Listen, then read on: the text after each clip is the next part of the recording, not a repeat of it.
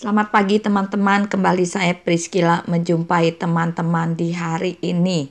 Topik hari ini kepahitan. Dalam Kejadian 4 ayat 3 sampai 9, di mana ayat 5 dikatakan, dan kepada Kain dan pada persembahannya dia tidak berkenan.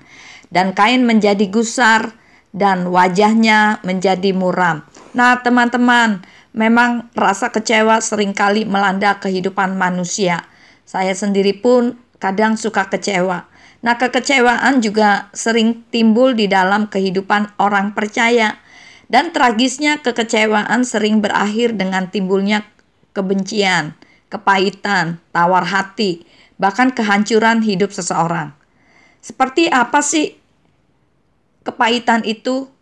Nah, Kain mengalami hal ini pada saat ia mempersembahkan kurban persembahan kepada Bapa Yahweh, di mana persembahan Kain ini tidak diindahkan oleh Bapa Yahweh, sedangkan persembahan Habel itu diindahkannya. Nah, hal itu menyebabkan hati Kain menjadi panas dan geram, sehingga timbul akar pahit dan ia ingin membunuh adiknya Habel. Kain yang tidak dapat melawan Bapa Yahweh akhirnya dilampiaskan kemarahannya itu dan kegeraman hatinya itu kepada Habel adiknya yang dijadikan kambing hitam. Nah, sebenarnya hal itu tidak perlu terjadi jika Kain tidak menyimpan akar kepahitan di dalam hatinya karena persembahannya tidak diterima. Jadi persembahan apa sih yang dikehendaki agar persembahannya diterima? Tentu Bapa Yahweh akan merasa lebih senang jika Kain sebelum mempersembahkan korban persembahan itu bertanya kepada Bapa Yahweh langsung, sehingga akan ada jalan penyelesaian dan tidak terjadi kepahitan. Kemudian ada contoh lain lagi teman-teman.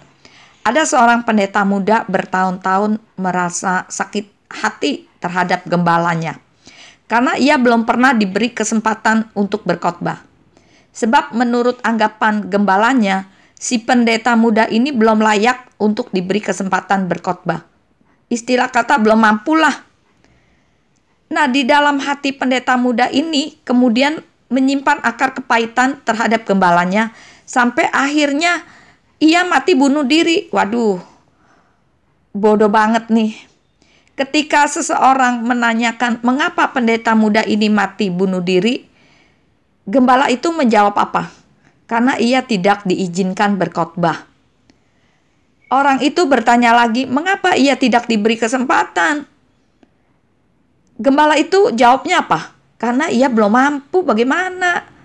Tapi bagaimana bisa tahu bahwa ia tidak mampu berkhotbah jika ia tidak pernah diberi kesempatan? Gembalanya tidak dapat menjawab dalam hal ini.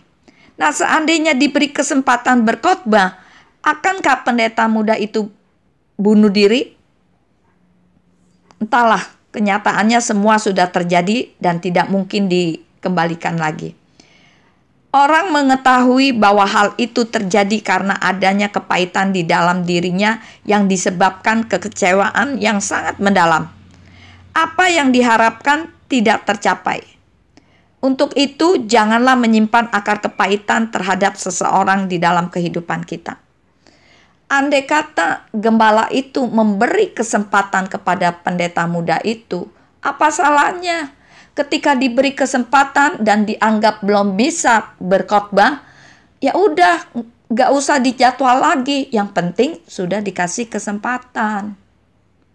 Jadi teman-teman, kepahitan dalam hati dapat menyebabkan penyakit yang membawa maut.